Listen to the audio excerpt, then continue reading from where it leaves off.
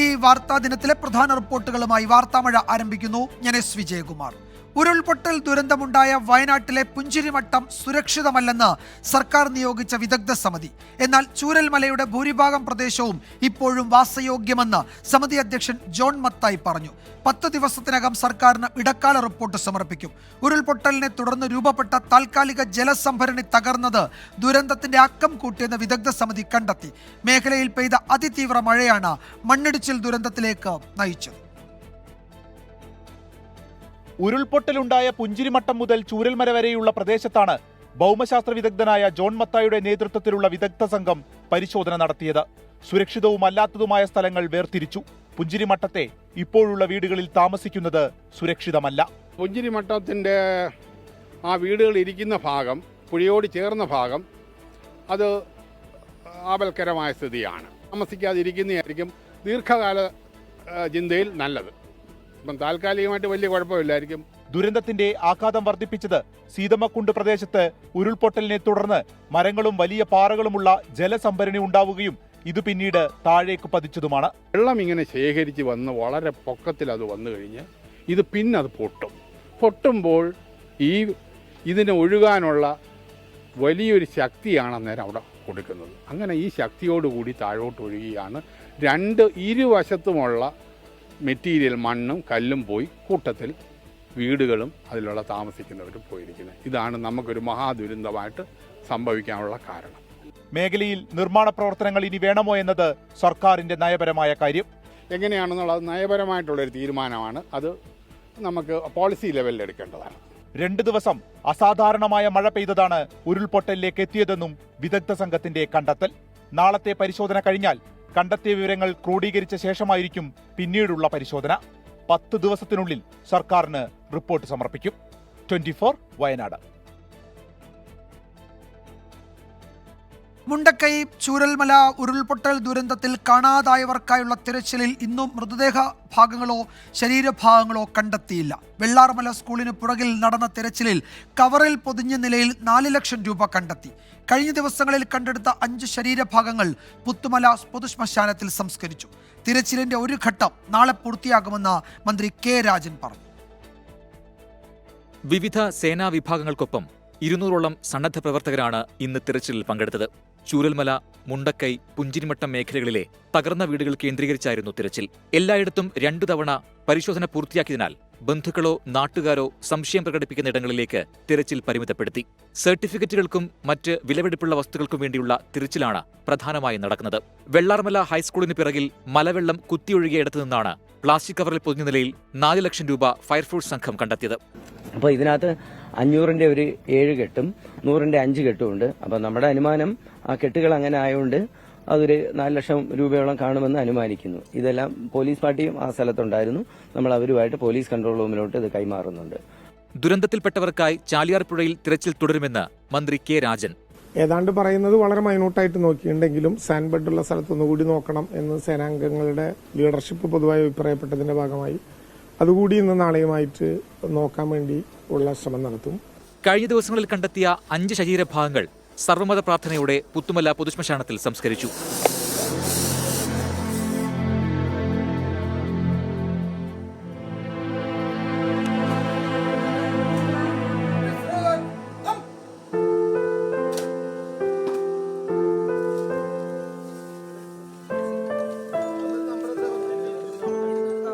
ഒരു നാടിന്റെ പ്രതീക്ഷകളും സ്വപ്നങ്ങളുമൊക്കെ ഉരുളെടുത്തു പോയിട്ട് 17 ദിവസങ്ങളായി. എല്ലാം നഷ്ടപ്പെട്ടവരെ നെഞ്ചോട് ചേർത്ത് പിടിച്ചിട്ടുണ്ട് ഈ നാടാകെ. ചൂരൽമലയിൽ നിന്നും ടീം 24-നൊപ്പം തനേഷ് തമ്പി.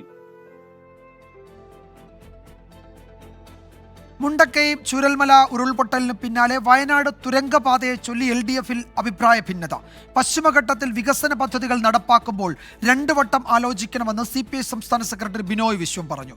ഉരുൾപൊട്ടൽ ദുരന്തവുമായി തുരങ്കപാതയെ ബന്ധപ്പെടുത്തേണ്ടെന്ന മുഖ്യമന്ത്രിയുടെ പരാമർശത്തിന് പിന്നാലെയാണ് CPI ഈ വിയോജിപ്പ് അറിയിച്ചത്.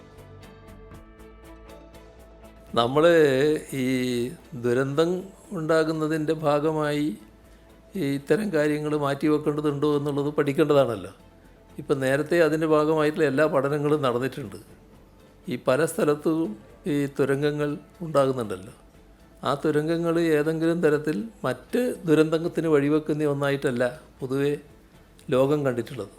അത് പഠന വിഷയമാണ്, നമുക്ക് നോക്കാം എന്താണെന്നുള്ളത്. തുരങ്കങ്ങൾ ദുരന്തമുണ്ടാക്കുന്നതായി ലോകത്തൊരിടത്തും കണ്ടെത്തിയിട്ടില്ല എന്നായിരുന്നു മുഖ്യമന്ത്രി ഇന്നലെ പറഞ്ഞത്. സാമൂഹിക പാരിസ്ഥിതിക പഠനങ്ങൾക്ക് ശേഷമാണ് വയനാട് തുരങ്കപാതയ്ക്ക് അനുമതി ലഭിച്ചത്. എന്നാൽ പുതിയ സാഹചര്യത്തിൽ CPIക്ക് വിയോജിപ്പാണ്. ശാസ്ത്രീയമായ പഠനങ്ങൾക്ക് ശേഷം 2 വട്ടം ആലോചിച്ചേ തുരങ്കപാത പോലുള്ള പദ്ധതികൾ നടപ്പാക്കാവൂ എന്ന് CPI സംസ്ഥാന സെക്രട്ടറി ബിനോയ് വിശ്വം പറഞ്ഞു. പശ്ചിമഘട്ടം ലോലമാണ്, അതുകൊണ്ടാണ് ഉരുൾപൊട്ടൽ ദുരന്തങ്ങൾ ആവർത്തിക്കുന്നത്. പരിസ്ഥിതിയുമായിട്ട് ബന്ധപ്പെട്ട് എന്ത് കാര്യം ചെയ്യുമ്പോഴും നമുക്ക് 2 വട്ടം ചിന്തിക്കണം. പശ്ചിമഘട്ടത്തിലെ ഏറ്റവും ലോലമായ പ്രദേശങ്ങളിലാണ് കേരളം നിൽക്കുന്നത്. പശ്ചിമഘട്ടം ലോലമാണ്, ഭൂമിക്ക് എല്ലാം താങ്ങാൻ കഴിവില്ല. അത് പ്രകൃതി പലവട്ടം നമ്മൾ അറിയിച്ചു കഴിഞ്ഞിട്ടുണ്ട്. അതിൻ്റെ ഭാഗമായിട്ടാണ് ഇപ്പോൾ ചുരൽമലയിലും മുണ്ടക്കയിലുമെല്ലാം ഉണ്ടായ സംഭവങ്ങൾ. അതിൻ്റെ എല്ലാം വെളിച്ചത്തിൽ തുരങ്കപാതയെപ്പറ്റി ശാസ്ത്രീയമായ പഠനം വേണമെന്നാണ് CPI പറയുന്നത്. 1643 കോടി രൂപയുടെ തുരങ്കപാത പദ്ധതിക്കുള്ള ടെൻഡർ നടപടികൾ പുരോഗമിക്കുകയാണ്. നേരത്തെ അതിരപ്പള്ളി ജലവൈദ്യുതി പദ്ധതി ആലോചനാ ഘട്ടത്തിലും CPI എതിർപ്പറിയിച്ചിരുന്നു. 24 തിരുവനന്തപുരം. അനുമതിയില്ലാതെ പ്രവർത്തിക്കുന്ന കരിങ്കൽ ക്വാറികൾ പരിസ്ഥിതിക്ക് ദോഷമാണെന്ന് പരിസ്ഥിതി ശാസ്ത്രജ്ഞൻ മാധവ് ഗാഡ്ഗിൽ. കേരളത്തിലെ കരിങ്കൽ ക്വാറിയുടെ പ്രവർത്തനം കുടുംബശ്രീ പ്രവർത്തകർക്ക് നൽകണം. റിസോർട്ടുകളുടെ പ്രവർത്തനം പ്രകൃതിക്ക് ദോഷം ചെയ്യും. പശ്ചിമഘട്ട സംരക്ഷണ സമിതി വയനാട്ടിൽ സംഘടിപ്പിച്ച പരിസ്ഥിതി സമ്മേളനത്തിലാണ് മാധവ് ഗാഡ്ഗിൽ ഈ പരാമർശം നടത്തിയത്. Most of them are illegal. They could not collect data on all rock quarries, but on those with which the stone crushing machines are associated, 85% are illegal. In Kerala, you have an excellent network, Kutumbashri, of again women's saving groups. They should go to help Kutumbashri take over every rock quarry in Kerala. Tourist resorts, which have sprung all over around Matpadi and everywhere, they are putting burden on the geological structure of the region, which is promoting landslide, just as rock quarries, of course, with their rock blasts are doing. Mundakkai Chooralmala ഉരുൾപൊട്ടലിൽ കേരളത്തോട് ആവശ്യപ്പെട്ട വിവരങ്ങൾ കൈമാറിയോ എന്ന് കേന്ദ്രമന്ത്രി സുരേഷ് ഗോപി. വിവരങ്ങൾ കൈമാറിയോ എന്ന് അന്വേഷിക്കൂ എന്നായിരുന്നു മാധ്യമപ്രവർത്തകരോട് മന്ത്രി പറഞ്ഞത്. ആ കോൺഫിഡൻസ് മര്യാദ കിട്ടും. ഇല്ലില്ല, നിങ്ങൾക്ക് കേരളത്തിനോട് എന്താ ആവശ്യപ്പെട്ടത്? അത് കൊടുത്തതിനെ സംബന്ധിച്ച് നിങ്ങൾക്ക് അപ്ഡേറ്റ് ഉണ്ടോ? അത് പറയും. മുണ്ടക്കൈ ഉരുൾപൊട്ടൽ തന്റെ കുടുംബത്തെ കവർന്നുവെന്നത് ഉൾക്കൊള്ളാനാവുന്നില്ല നൗഫലിന്. ഗൾഫിലേക്ക് പോകുമ്പോൾ മകൻ നിഹാൽ നൽകിയ സർപ്രൈസ് ഗിഫ്റ്റ് നെഞ്ചോട് ചേർത്ത് വിതുമ്പുകയാണ് ഈ മനുഷ്യൻ. ഒരു മകന് ഉപ്പയ്ക്ക് കൊടുക്കാവുന്ന ഏറ്റവും നല്ല സമ്മാനം നൽകിയാണ് അവൻ മറഞ്ഞത്. സ്വർഗം പോലൊരു കുടുംബമായിരുന്നു നൗഫലിൻ്റേത്. കുട്ടികളും ബഹളവും കളിയും ചിരിയും.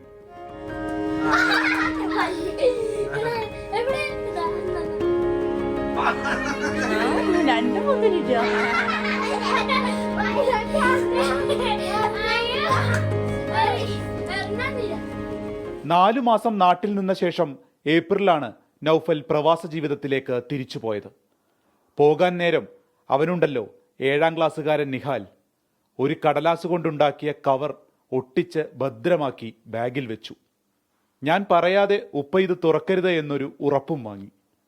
മുണ്ടക്കയ്യെ ഉരുൾ വിഴുങ്ങിയ രാത്രി തൻ്റെ സ്വർഗത്തെ കൂടി കൊണ്ടുപോകുന്നത് നൗഫൽ മരവിപ്പോടെ അറിഞ്ഞു.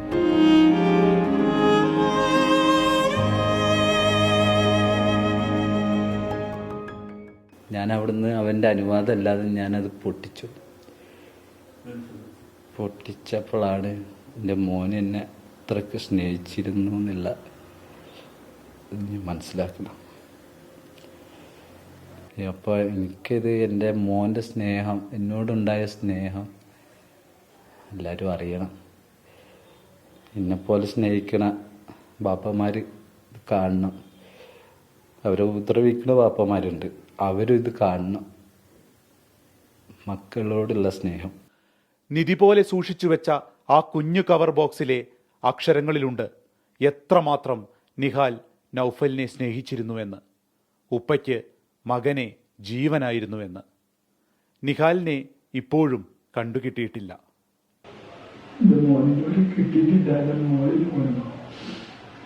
എവിടെയാണ് എന്താണെന്ന് ഞാൻ എല്ലാ ബോഡിയും ഞാൻ നോക്കുന്നുണ്ട്. അതിലേതെങ്കിലും ഉണ്ടാവും എൻ്റെ മോളും പറഞ്ഞു. എനിക്ക് തിരിച്ചറിയാൻ പറ്റുന്നില്ല. നൗഫലിന്റെ കുടുംബത്തിലെ ഭാര്യയും 3 മക്കളും ഉമ്മയും ഉൾപ്പെടെ 11 പേരെയാണ് ഉരുൾ കവർന്നത്.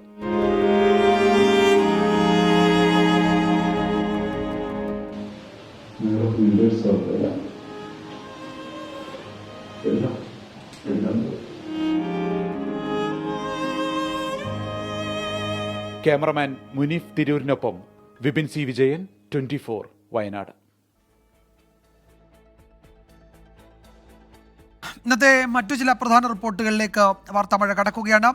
വനിതാ ഡോക്ടറെ ബലാത്സംഗം ചെയ്ത് കൊലപ്പെടുത്തിയ കേസിൽ കൊൽക്കത്തയിലെ RG കർ മെഡിക്കൽ കോളേജിലെ 5 ഡോക്ടേഴ്സിനെ CBI സംഘം ചോദ്യം ചെയ്തു. മെഡിക്കൽ കോളേജ് ആക്രമിച്ച കേസിൽ 9 പേർ പോലീസിന്റെ പിടിയിലായി.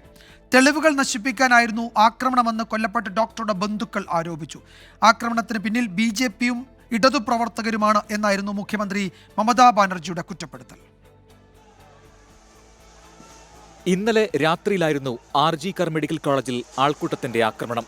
40 മിനിറ്റിനിടെ അത്യാഹിത വിഭാഗം ഉൾപ്പെടെ 18 മുറികൾ അക്രമികൾ തകർത്തുവെന്ന് പോലീസ് കമ്മീഷണർ വിനീത് ഗോയൽ വ്യക്തമാക്കി. CCTV ക്യാമറകളും തകർത്തു. സംഭവത്തിൽ 9 പേർ പിടിയിലായി. 15 പോലീസുകാർക്കും പരിക്കുണ്ട്. തെളിവുകൾ നശിപ്പിക്കാനായിരുന്നു ആക്രമണമെന്ന് കൊല്ലപ്പെട്ട ഡോക്ടറുടെ കുടുംബം ആരോപിച്ചു. കോൺഗ്രസ് നേതാവ് അധിർ രഞ്ജൻ ചൌധരിയും ഇതേ ആരോപണമുന്നയിച്ച് രംഗത്തെത്തി. ആക്രമണത്തിനു പിന്നിൽ തൃണമൂലിന്റെ ഗൂണ്ടകളെന്ന് BJP ആരോപിച്ചു. തെളിവുകൾ നശിപ്പിക്കപ്പെട്ടിട്ടില്ലെന്നാണ് പോലീസിന്റെ വിശദീകരണം. വനിതാ ഡോക്ടറെ ആക്രമിച്ചത് ഒരാൾ മാത്രമാണെന്ന് പറഞ്ഞിട്ടില്ലെന്നും ശാസ്ത്രീയ തെളിവുകൾക്കായി കാത്തിരിക്കുകയാണെന്നും പോലീസ് പറയുന്നു.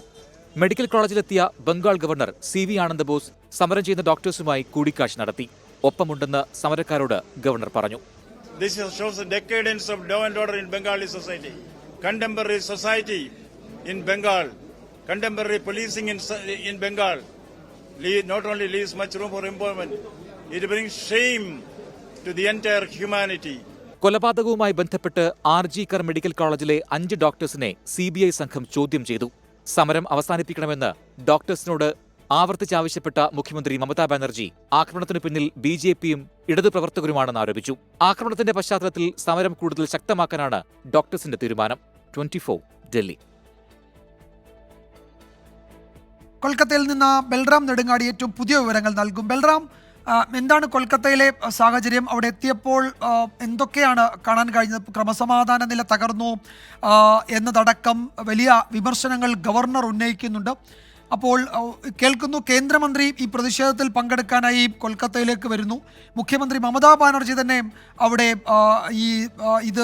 ഈ പ്രതിഷേധം തണുപ്പിക്കാൻ നാളെ തെരുവിലേക്ക് വരുന്നു എന്ന് കേൾക്കുന്നു. അപ്പോൾ ഇതൊരു സങ്കീർണമായ നിയമപ്രശ്നം, സങ്കീർണമായ ക്രമസമാധാന പ്രശ്നം, അതിസങ്കീർണമായ രാഷ്ട്രീയ പ്രശ്നമൊക്കെയായി അവിടെ മാറുകയാണല്ലോ, അല്ലേ?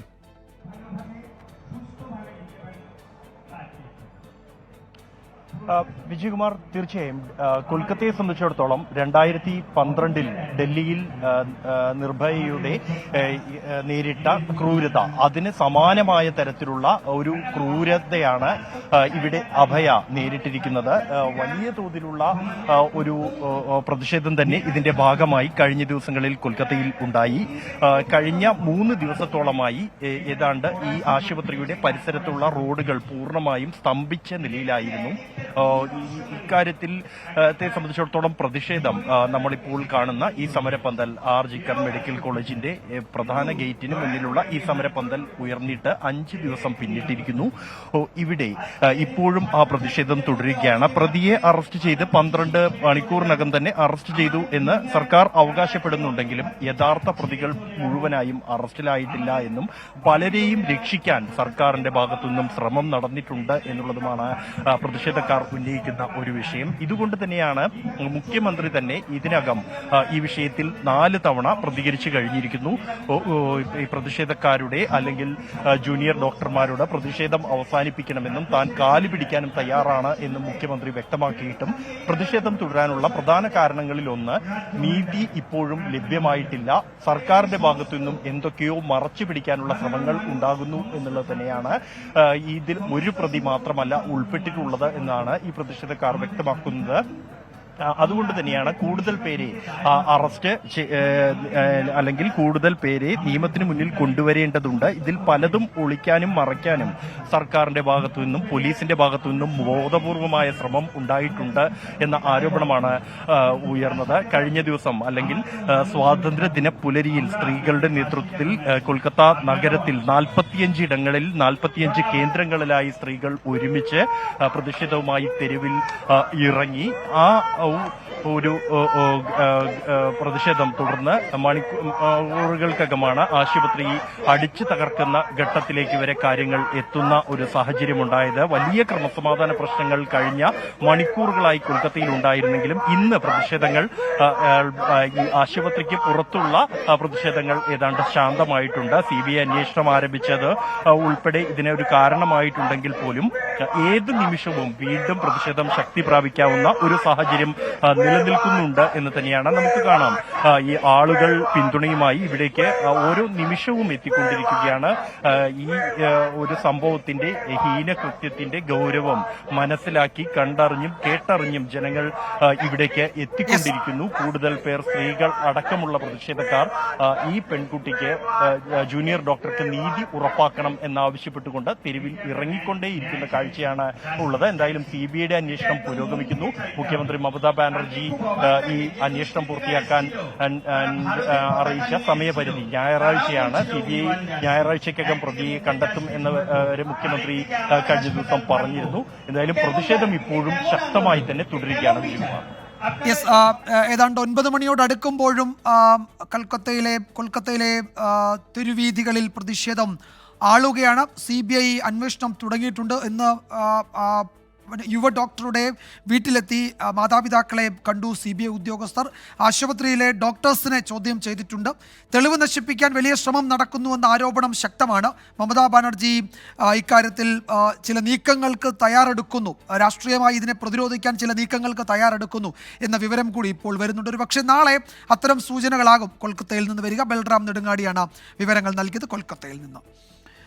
യുവ ഡോക്ടറുടെ കൊലപാതകത്തിൽ പ്രതിഷേധിച്ച് കേരളത്തിലും ഡോക്ടർ സമരത്തിനൊരുങ്ങുന്നു. OPയും വാർഡ് ഡ്യൂട്ടിയും ബഹിഷ്കരിച്ച് നാളെ സമരം നടത്തുമെന്ന് ഡോക്ടേഴ്സിന്റെ സംഘടനകൾ അറിയിച്ചു. നാളെ സംസ്ഥാന വ്യാപകമായി പ്രതിഷേധ ദിനം ആചരിക്കാനാണ് സർക്കാർ ഡോക്ടേഴ്സിന്റെ സംഘടന KGMOAയുടെ തീരുമാനം. ദേശീയ തലത്തിൽ രൂപീകരിക്കപ്പെട്ട ജോയിന്റ് ആക്ഷൻ ഫോറത്തിന്റെ ഭാഗമായാണ് കേരളത്തിലും ഡോക്ടേഴ്സ് പ്രതിഷേധിക്കുന്നത്. PG ഡോക്ടേഴ്സും സീനിയർ റെസിഡന്റ് ഡോക്ടേഴ്സും നാളെ OPയും വാർഡ് ഡ്യൂട്ടിയും ബഹിഷ്കരിക്കും. അത്യാഹിത വിഭാഗങ്ങളിൽ മാത്രമായിരിക്കും യുവ ഡോക്ടേഴ്സിന്റെ സേവനമുണ്ടാവുക. ഇതിൽ നമ്മുടെ ഒരു പ്രധാനപ്പെട്ട ആവശ്യം എന്ന നിലയിൽ നമ്മൾ ഉന്നയിക്കുന്നത് ഒരു സെൻട്രൽ പ്രൊട്ടക്ഷൻ ആക്ട്, ഇത്തരത്തിൽ നടക്കുന്ന അനീതികൾക്കെതിരെ മെഡിക്കൽ പ്രൊഫഷനിലുള്ള ആളുകളെ രക്ഷിക്കാൻ വേണ്ടിയിട്ടുള്ള ഒരു സെൻട്രൽ പ്രൊട്ടക്ഷൻ ആക്ട് നടപ്പിലാക്കുക എന്നുള്ളതാണ് ഏറ്റവും പ്രധാനപ്പെട്ട ആവശ്യം. അതോടൊപ്പം തന്നെ വെസ്റ്റ് ബംഗാളിലെ സമരത്തിലുള്ള ഡോക്ടേഴ്സിനെ അനുകൂലിച്ചുകൊണ്ട് അവരുടെ ആവശ്യമായിട്ടുള്ള കൃത്യമായൊരു CBI അന്വേഷണത്തിലൂടെ 48 മണിക്കൂറിനുള്ളിൽ കൊലപാതകളെ വെളിച്ചത്തിലേക്ക് കൊണ്ടുവരിക. അതോടൊപ്പം തന്നെ ഇതിന് ചുക്കാൻ പിടിച്ച അധികൃതർ അവർക്കെതിരെ കൃത്യമായ നടപടിയെടുത്ത് അവരുടെ ഒരു റെസിഗ്നേഷനാണ് ആവശ്യപ്പെടുന്നത്. സംസ്ഥാന വ്യാപകമായി നാളെ പ്രതിഷേധ ദിനം ആചരിക്കുമെന്ന് സർക്കാർ ഡോക്ടർമാരുടെ സംഘടനയായ KGMO അറിയിച്ചിട്ടുണ്ട്. ഈ മാസം 18 മുതൽ 31 വരെ സംസ്ഥാനത്തെ ആരോഗ്യ കേന്ദ്രങ്ങളിൽ സുരക്ഷാ ഓഡിറ്റ് നടത്താനാണ് തീരുമാനം.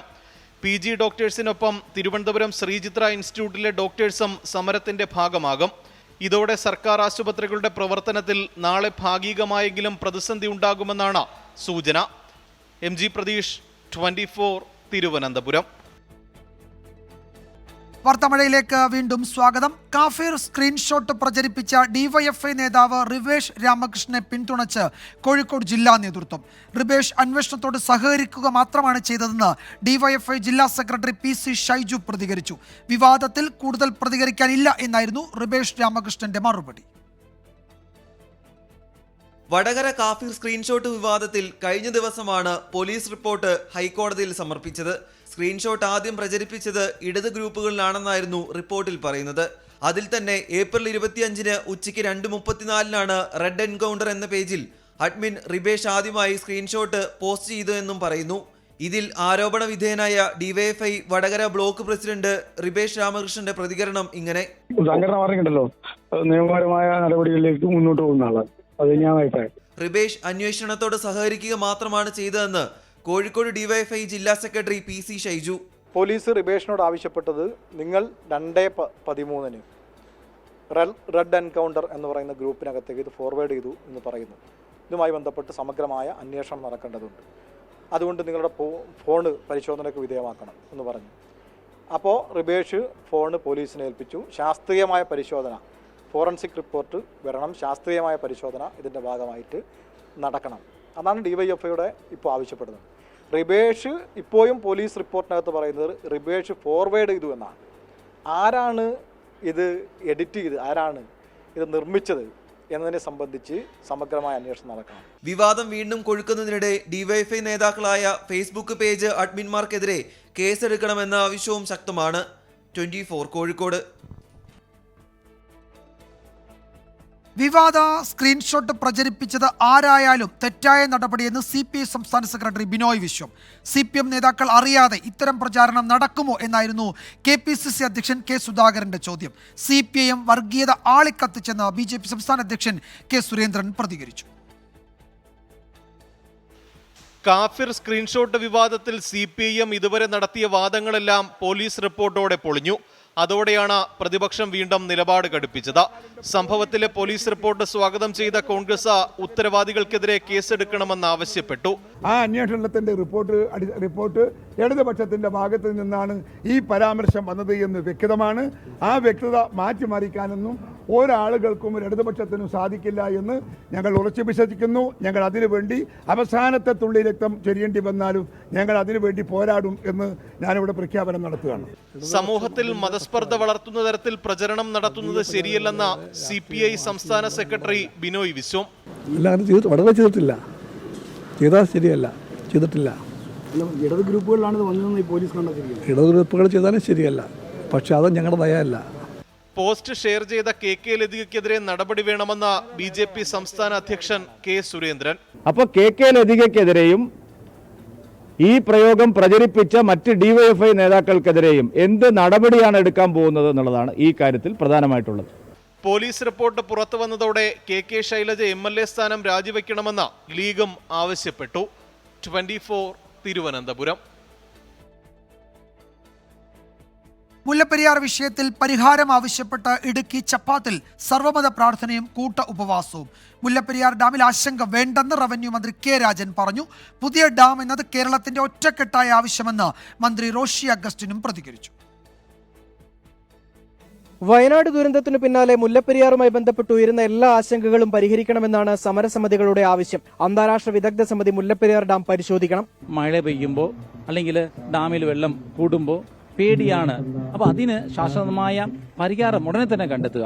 തമിഴ്നാടിനെ അപകീർത്തിപ്പെടുത്തുന്നതും മുല്ലപ്പെരിയാറുമായി ബന്ധപ്പെട്ട അനാവശ്യ പ്രചരണങ്ങളും ഒഴിവാക്കണമെന്ന് മുല്ലപ്പെരിയാർ സമരസമിതിയും ആവശ്യപ്പെട്ടു. ചില നവമാധ്യമങ്ങളിലൂടെ തമിഴ്നാടിനെ വിദ്വേഷമുണ്ടാക്കുന്ന രീതിയിലുള്ള അനാവശ്യ കമന്റുകൾ, ദയവ് ചെയ്ത് അത്തരത്തിലുള്ള കമന്റുകൾ ഒഴിവാക്കിക്കൊണ്ട് സുപ്രീം കോടതിയുടെ 14 വിധിയിൽ പറഞ്ഞിരിക്കുന്ന അമിക്കബിൾ സെറ്റിൽമെന്റ്, ആ ഒരു സാഹചര്യത്തിന് പറ്റിയ ഒരു സാഹചര്യം ഇപ്പോൾ ഉരുത്തിരിഞ്ഞിട്ടുണ്ട്. മുല്ലപ്പെരിയാർ വിഷയം സുപ്രീം കോടതിക്ക് പുറത്തുവെച്ച് തീർക്കാനുള്ള ശ്രമം നടത്തുമെന്ന് മന്ത്രി റോഷി അഗസ്റ്റിൻ. സുപ്രീം കോടതി നിലനിൽക്കുന്ന ഒരു കേസാണെന്ന പരിമിതി നമുക്കുണ്ട്.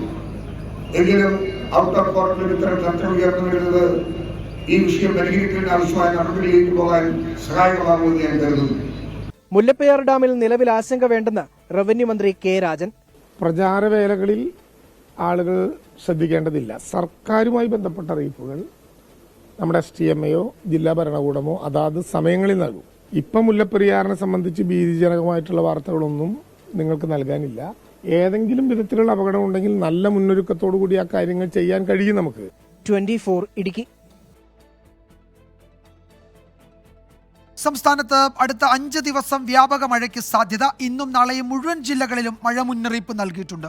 കോഴിക്കോട്, വയനാട് ജില്ലകളിൽ ഓറഞ്ച് അലേർട്ടാണ്. കേരള, ലക്ഷദ്വീപ്, കർണാടക തീരങ്ങളിൽ മത്സ്യബന്ധനത്തിന് ഏർപ്പെടുത്തിയ വിലക്ക് തുടരും. തെക്ക് കിഴക്കൻ അറബിക്കടലിലും തെക്കൻ കേരള തീരത്തും പുതിയ ചക്രവാത ചുഴി രൂപപ്പെട്ടിട്ടുണ്ട്. കൊങ്കൺ മുതൽ ചക്രവാത ചുഴി വരെ ന്യൂനമർദ്ദ പാത്തിയും സ്ഥിതി ചെയ്യുന്നു. ഇതിന്റെ ഫലമായി സംസ്ഥാനത്ത് അടുത്ത 5 ദിവസം മഴ വ്യാപകമായേക്കും.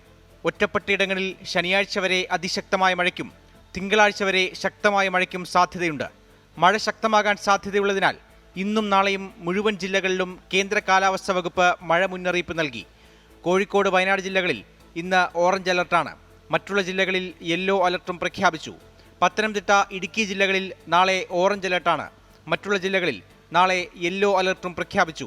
മഴയ്ക്കൊപ്പം ശക്തമായ കാറ്റിനും ഇടിമിന്നലിനും സാധ്യതയുള്ളതിനാൽ ജാഗ്രത പാലിക്കണമെന്ന കേന്ദ്ര കാലാവസ്ഥാ വകുപ്പ് അറിയിച്ചു. കേരള, ലക്ഷദ്വീപ്, കർണാടക തീരങ്ങളിൽ 55 കിലോമീറ്റർ വരെ വേഗതയിലുള്ള ശക്തമായ കാറ്റിനും മോശം കാലാവസ്ഥയ്ക്കും സാധ്യതയുള്ളതിനാൽ മത്സ്യബന്ധനത്തിന് ഏർപ്പെടുത്തിയ വിലക്ക് തിങ്കളാഴ്ച വരെ തുടരും. 24 തിരുവനന്തപുരം.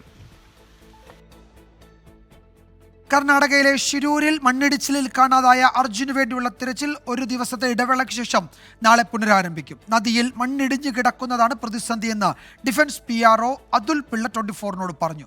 ഗോവയിൽ നിന്നുള്ള ഡ്രഡ്ജർ എത്തിക്കാനുള്ള നടപടിക്രമങ്ങളും വേഗത്തിലാക്കിയിട്ടുണ്ട്. ഗംഗാവലിപ്പുഴ രൗദ്രഭാവം വെടിഞ്ഞ് ശാന്തമായി ഒഴുകുകയാണ്.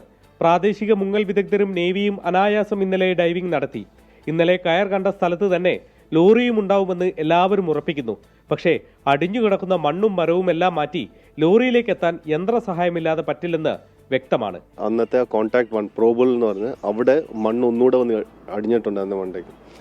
സോ അതുകൊണ്ട് നമ്മൾ സ്റ്റാർട്ട് ഡൈവിങ് അവിടുന്ന് ചെയ്ത് അവിടുന്ന് മറ്റേ മാൽപ്പേക്കുള്ള ജാക്കിങ് കിട്ടിയത്. അപ്പോൾ പക്ഷെ അവിടെ ഡൈവ് ചെയ്തപ്പം അവിടെ വേറെ ഒന്നുമില്ലായിരുന്നു, ബോൾഡേഴ്സും കല്ലും ഒക്കെ ഉള്ളായിരുന്നു. ഗോവ തുറമുഖത്ത് നിന്ന് ഡ്രഡ്ജർ എത്തിക്കാൻ കർണാടക സർക്കാർ ശ്രമം തുടങ്ങി. ഡ്രഡ്ജർ അയക്കും മുമ്പായി വിവരശേഖരണം നടത്തുകയാണെന്ന് ഗോവ തുറമുഖ വകുപ്പ് മന്ത്രി അലക്സ് സെക്യൂര 24നോട് പറഞ്ഞു. തിങ്കളാഴ്ചയോടെ ഡ്രഡ്ജർ എത്തുമെന്നാണ് പ്രതീക്ഷ. യന്ത്രസഹായമില്ലാതെയുള്ള മനുഷ്യസാധ്യമായ തെരച്ചിൽ ഗംഗാവലിപ്പുഴയിൽ ഏതാണ്ട് അനിശ്ചിതത്വത്തിലായ അവസ്ഥയിലാണ്. ഇനിയും കാലതാമസമില്ലാതെ ഡ്രഡ്ജർ എത്രയും വേഗം എത്തിക്കാനുള്ള നടപടിയാണ് വേണ്ടത്. ഷിരൂരിൽ നിന്നും ടീം 24. കർണാടകയിലെ ഷിരൂരിന് സമീപം കാർവാറിൽ പാലം തകർന്ന് പുഴയിൽ വീണ ലോറി വിജയകരമായി കരയ്ക്കെത്തിച്ചു. മുങ്ങൽ വിദഗ്ധൻ ഈശ്വർ മാൽപ്പയുടെ നേതൃത്വത്തിലായിരുന്നു ദൗത്യം. കാർവാറിലേതുപോലെ ഷിരൂരിലും ദൗത്യം വിജയത്തിലെത്തുമെന്ന് ഈശ്വർ മാൽപ്പെ പ്രതികരിച്ചു.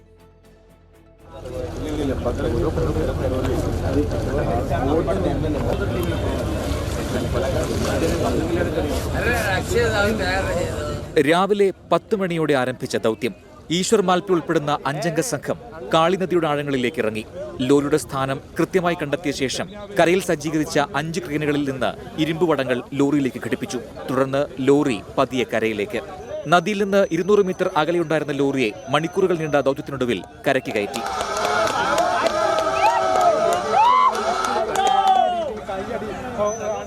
ദൗത്യ വിജയത്തിൽ ഈശ്വർ മാൽപ്പെ സന്തോഷം പ്രകടിപ്പിച്ചു. നമുക്ക് സപ്പോർട്ടായിട്ടിരുന്ന് ഇവിടെയുള്ള ആൾക്കാർ, ഫിഷർമാൻ ആൾക്കാർ നല്ല നമുക്ക് സപ്പോർട്ട് പണി. പിന്നെ ശ്രേണിയുള്ള ആൾക്കാർ നമുക്ക് സപ്പോർട്ട് പണി. പിന്നെ എന്താ പറഞ്ഞാൽ നമുക്ക് എല്ലാ കൂട്ടുകാർ അതിനായിട്ട് നമുക്ക് ഉള്ള സംസാരിച്ച് ആ കീഴെ പോകുന്ന സമയത്തിൽ സപ്പോർട്ടായി. ഷിരൂരിലും ദൗത്യം വിജയകരമായി പൂർത്തീകരിക്കുമെന്ന് മാൽപ്പെ സംഘം. 100% ഞങ്ങൾ ചെയ്യുകയും ചെയ്യും. ഞങ്ങളുടെ ശ്രമഫലമായിട്ട് ബാക്കിയൊക്കെ എല്ലാം ദൈവത്തിൻ്റെ കയ്യിലാണ്. ഞങ്ങളുടെ ആത്മാർത്ഥമായ പ്രവർത്തനം ഇതിലുണ്ടാവും. അപ്പോൾ ഈ എല്ലാം ഇതൊരു ചിലപ്പോൾ ഇത് സാമ്പിളായിട്ട് എടുത്തോട്ടെ. കാളി നദിക്ക് കുറുകെയുള്ള 40 വർഷം പഴക്കമുള്ള പാലം ഈ മാസം 7-ന് അർദ്ധരാത്രിയാണ് തകർന്നത്. അപകടത്തിൽപ്പെട്ട ലോറിയുടെ ഡ്രൈവർ തമിഴ്നാട് സ്വദേശി ബാലമുരുകനെ പ്രദേശവാസികൾ സാഹസികമായി രക്ഷിച്ചിരുന്നു. ഷിരൂരിന് സമാനമായ ദൗത്യം ഈശ്വർ മാൽപ്പയുടെ നേതൃത്വത്തിൽ വിജയം കണ്ടു. കാളി നദിയുടെ അടിത്തട്ടിലുണ്ടായിരുന്ന ലോറി പൂർണ്ണമായും കരക്കെത്തിച്ചു. ഷിരൂരിലും ഇതേ ദൗത്യ വിജയം നമ്മൾ പ്രതീക്ഷിക്കുന്നു. കാർവാറിൽ നിന്നും ഷജിൽ ഗുരുവായൂരിനൊപ്പം അരുൺ പൂപ്പറമ്പ, 24. വാർത്താമഴ തുടരുന്നു. മതേതര സിവിൽ കോഡും ഒരു രാജ്യം ഒരു തെരഞ്ഞെടുപ്പും നടപ്പാക്കുമെന്ന നയം വ്യക്തമാക്കി ചെങ്കോട്ടയിൽ പ്രധാനമന്ത്രി നരേന്ദ്രമോദിയുടെ സ്വാതന്ത്ര്യദിന പ്രസംഗം. മതാധിഷ്ഠിത സിവിൽ കോഡല്ല, മതേതര സിവിൽ കോഡാണ് രാജ്യത്തിന്റെ ആവശ്യമെന്ന് പ്രധാനമന്ത്രി പറഞ്ഞു. പ്രകൃതി ദുരന്തത്തിൽ ജീവൻ നഷ്ടമായവരെ വേദനയോടെ ഓർക്കുന്നുവെന്നും പ്രധാനമന്ത്രി കൂട്ടിച്ചേർത്തു. हम 2047 विकसित भारत का लक्ष्य प्राप्त कर सकते हैं अगर 40 करोड़ देशवासी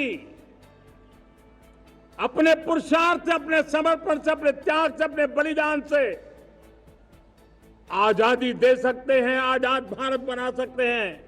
ഏകീകൃത സിവിൽ കോഡ് വിഷയത്തിൽ അസന്നിഗ്ധമായാണ് പ്രധാനമന്ത്രി നയം വ്യക്തമാക്കിയത്. മതാധിഷ്ഠിതമല്ല, മതേതര സിവിൽ കോഡാണ് രാജ്യത്തിന് ആവശ്യം. अब समय की मांग है कि देश में एक सेकुलर सिविल कोड हो. हमने कम्युनल सिविल कोड में 75 साल बिताए हैं. अब हमें सेक्युलर सिविल कोड की तरफ जाना होगा और तब जाकर के देश में धर्म के आधार पर जो भेदभाव हो रहे हैं, सामान्य नागरिक को जो दूरी महसूस होती है, उससे हमें मुक्ति मिलेगी। ഒരു രാജ്യം ഒരു തെരഞ്ഞെടുപ്പ് പദ്ധതി സംബന്ധിച്ചും പ്രധാനമന്ത്രി നരേന്ദ്രമോദി വിശദീകരിച്ചു. ഇന്ത്യയുടെ ജനാധിപത്യത്തിന് ഒരു രാജ്യം ഒരു തെരഞ്ഞെടുപ്പ് അനിവാര്യമാണ്. പുതിയ ക്രിമിനൽ നിയമങ്ങൾ രാജ്യത്തെ നിയമവ്യവസ്ഥയുടെ അന്തസ്സ് ഉയർത്തി. മൂന്നാം തവണ അധികാരത്തിലെത്താൻ അവസരം നൽകിയ ജനങ്ങൾക്ക് പ്രധാനമന്ത്രി നന്ദി പ്രകാശിപ്പിച്ചു. പ്രതിപക്ഷ നേതാവ് രാഹുൽ ഗാന്ധി അടക്കമുള്ള ഇന്ത്യ മുന്നണി നേതാക്കളും കേന്ദ്രമന്ത്രിമാരും നയതന്ത്ര പ്രതിനിധികളും ചെങ്കോട്ടയിലെ സ്വാതന്ത്ര്യദിനാഘോഷങ്ങളുടെ ഭാഗമായി. 11ാം തവണയാണ് നരേന്ദ്രമോദി പ്രധാനമന്ത്രി എന്ന രീതിയിൽ ചെങ്കോട്ടയിൽ ദേശീയ പതാക ഉയർത്തി സ്വാതന്ത്ര്യദിനത്തിൽ രാജ്യത്തെ അഭിസംബോധന ചെയ്തത്. വരുന്ന വർഷങ്ങളിൽ തന്റെ സർക്കാരിന്റെ കർമ്മപരിപാടി എന്തായിരിക്കും എന്നതിലെ നയപ്രഖ്യാപനം കൂടി ഇത്തവണ പ്രധാനമന്ത്രി നടത്തി. ഡൽഹിയിലെ ചെങ്കോട്ടയിൽ നിന്നും ആർ രാധാകൃഷ്ണൻ, 24. ചെങ്കോട്ടയിലെ സ്വാതന്ത്ര്യദിനാഘോഷത്തിൽ പ്രതിപക്ഷ നേതാവ് രാഹുൽ ഗാന്ധിക്ക് ഉചിതമായ പരിഗണന നൽകിയില്ലെന്ന ആരോപണം. ഒളിമ്പിക്സ് കായിക താരങ്ങൾക്കൊപ്പം 4ാം നിരയിലായിരുന്നു രാഹുൽ ഗാന്ധിയുടെ ഇരിപ്പിടം. KPCC വക്താവ് അനിൽ ബോസ് ഇത് സംബന്ധിച്ച് രാഷ്ട്രപതിക്ക് പരാതി നൽകി. പ്രോട്ടോകോൾ പാലിച്ചില്ല എന്നാണ് പരാതി. രാഹുൽ ഗാന്ധിയെ കേന്ദ്ര സർക്കാർ അപമാനിച്ചുവെന്ന് രമേശ് ചെന്നിത്തലയും കുറ്റപ്പെടുത്തി. റിപ്പോർട്ടോടെ വാർത്താമഴ അവസാനിക്കുന്നു. ഇനി കാണാം കൂരായണം. നമസ്കാരം.